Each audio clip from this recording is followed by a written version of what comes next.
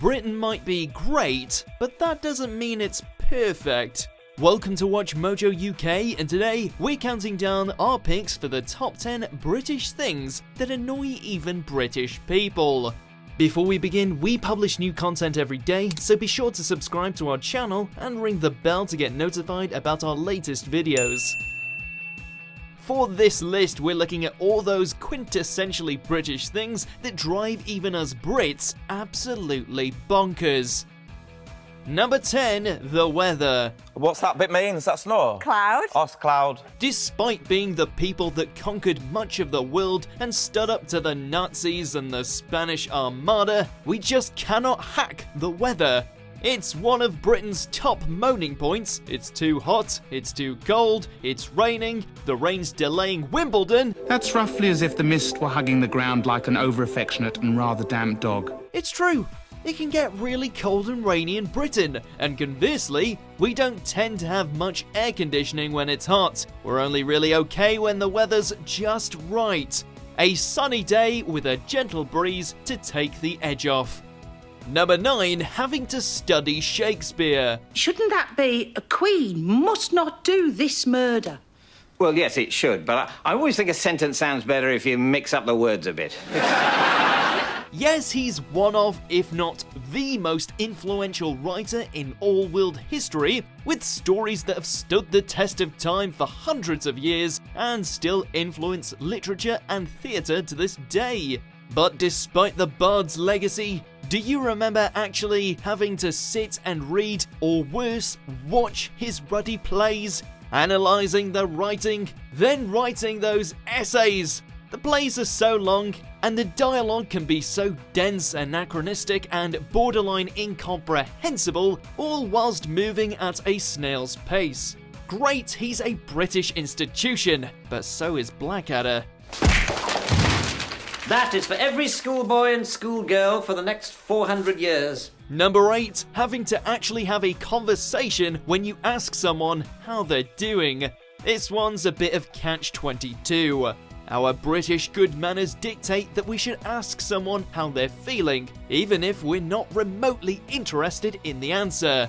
The other person doesn't want to tell you, but they're now obliged to answer because it would be rude not to. What? But sometimes this just gives a platform to someone who insists on talking when they have nothing worthwhile to say. We repress our emotion in this country, thank you very much.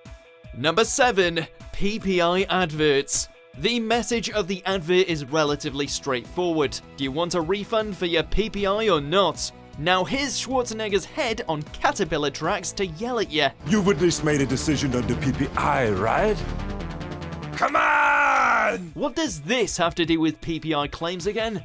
It feels like we're being simultaneously harassed, stalked, and blamed by bad sketches written by amateur comedians. Just tell us what we need to do in a calm and level-headed manner, and let us make up our own minds in our own time. Now what exactly is PPI again? Number 6, Gordon Ramsay. Oh my goodness, talk of the devil. There were dozens of celebrities up for a spot, Piers Morgan or Katie Hopkins, anyone?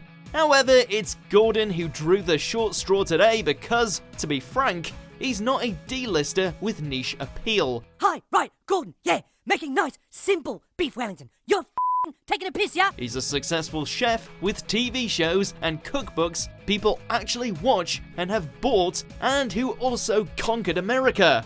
With all that, you'd think he'd be happy, but after all these years, he still behaves like an obnoxious and angry hooligan, screaming into the faces of anyone who isn't as good at cooking as he is. Calm down, mate. It's only dinner. You're vegetarian. Do you not get the message? Vegetarians aren't welcome. Number 5, the pressure of putting the kettle on. What do we do for the next 2 weeks? Well, I put on the kettle. A cup of tea, hot water, and a tea bag, maybe some milk and sugar. Sounds pretty simple, right? Wrong. There's way too much pressure involved. How much milk exactly? How long do you leave your tea bag in the water? Don't even get us started on the milk first or not dilemma. You shouldn't need a degree in mathematics and another in chemistry just to make a brew, but you do, seemingly. It'd just be easier if we all committed to drinking squash. Put the kettle on and I'll deal with Philip. Okay. Okay. Number 4, Boxing Day sales. How can you ever hope to match Christmas Day presents and dinner? Easy, with absolute anarchy. You just received loads of presents, so why not celebrate by going out in a huge crowd and buying more stuff you don't really need and can't afford? Hey, you can even use the opportunity to take those presents, you know, the ones intended as a demonstration of love and affection, and get an exchange or a refund. This is a similar hell akin to the dreaded bank holidays, where we all decide to go to the beach en masse. Number 3, keep calm posters. What is it with these things? What gap in the market needed filling? A constant reminder not to panic in a time that isn't anywhere near as harrowing as World War II. There's something annoyingly patronising about being instructed by a poster that you're too stressed and need to do something trivial to resolve it. Get her out of here. Who started this trend? Why do they think they have the authority to tell us how to feel? This poster is not the boss of us. Number 2, Towie. Because he's telling me, he's like, you know, like, I miss you or whatever, and I'm like, you don't miss me? What am I, your mother? Hooray! Finally a TV show that lets unpleasant people behave like idiots for fame and fortune. Yay! To be honest, we could have picked any reality TV show. We understand that it was a big deal 20 years ago, putting ordinary people in extraordinary situations, but it's gone on way too long. I'm not having it. Plus, these newest iterations are the worst of the worst. Loutish and unpleasant people shouldn't be rewarded for their bad behaviour. It's a bad influence. We're supposed to be elevating our ideas, not driving them down. Makes you realise that there's more to life than pity, rows and shit. Number 1, rail replacement service. Hello, commuters, with your computers. It's the bane of many a commuter. Unless you've been through it, you can't understand the pain of using the rail replacement service.